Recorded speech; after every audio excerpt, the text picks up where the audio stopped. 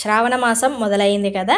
అందరి ఇళ్లలో ఈ మాసం అంతా పూజలు జరుగుతూనే ఉంటాయి. ఈ మాసంలోనే పౌర్ణమికి ముందు వచ్చేటువంటి శుక్రవారం రోజున వరలక్ష్మి వ్రతం చేసుకోవడం అవుతుంది. అందుకోసమనే ఇంట్లో పూజ గదిని శుభ్రం చేసి దీపపు కుందులను అయితే శుభ్రం చేయడం అవుతుంది.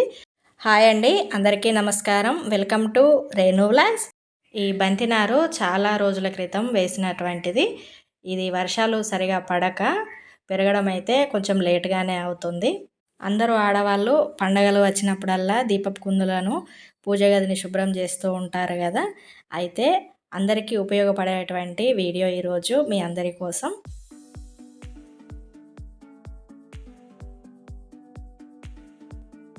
ఒక 5-6 నిమ్మకాయలు తీసుకొచ్చి మిక్సీ జార్లో వేసి అందులో ఉప్పు వేసి మెత్తగా మిక్సీ పట్టామంటే నిమ్మకాయ ఉప్పు కలిపినటువంటి గుజ్జు తయారవుతుంది.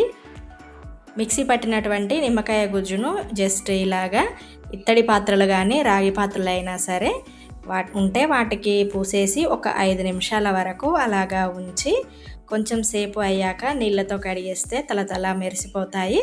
అది ఎలా చేశాననేది ఇప్పుడు మీకు చూపిస్తాను.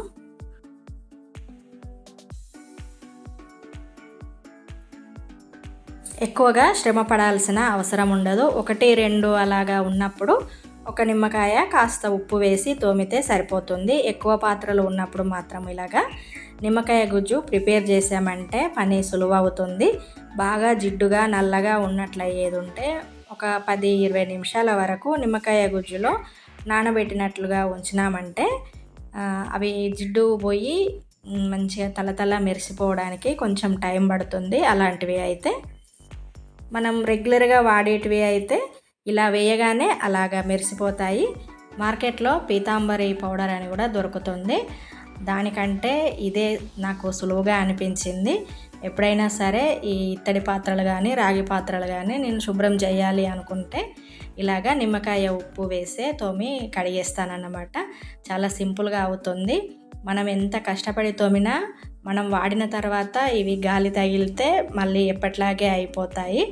అందుకోసమనే ఈజీగా సులువుగా అయ్యేలాగా నిమ్మకాయ ఉప్పు వేసి కడిగామంటే మనకు మంచిగా అప్పటిదప్పుడు తలతల మెరిసిపోతాయి.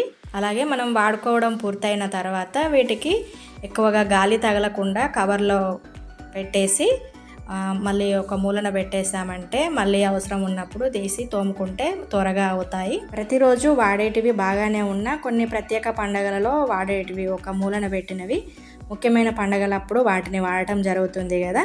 అలాగా వాటిని త్వరగా తలతల మెరిసేలాగా చేయడానికి నేనైతే ఎక్కువగా కష్టపడకుండా ఇలాగే చేస్తాను.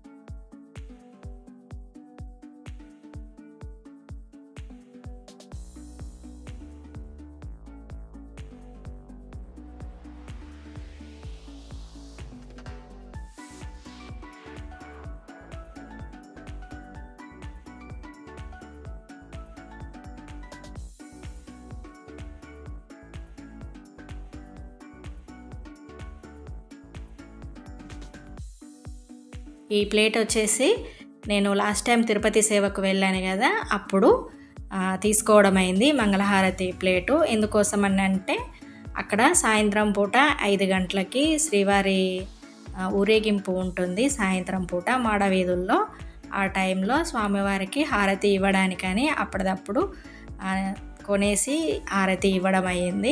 ఇంటి దగ్గర నుంచే తీసుకువెళ్దామని అనుకున్నాను, కానీ అక్కడ ఏదో ఒకటి పాత్ర కొనాలి కాబట్టి ఆ సందర్భంగా స్వామివారికి హారతి ఇచ్చినట్టు ఉంటుంది, పాత్ర కొన్నట్టు ఉంటుంది కదా అనేసి అయితే ఈ ప్లేట్ తీసుకోవడం అయింది.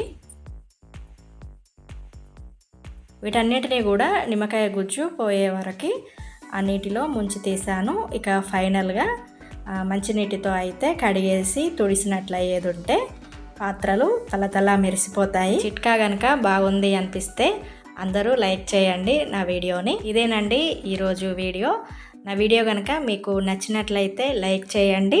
అలాగే మొదటిసారి వీడియో చూస్తున్నట్లయితే తప్పకుండా సబ్స్క్రైబ్ చేయండి.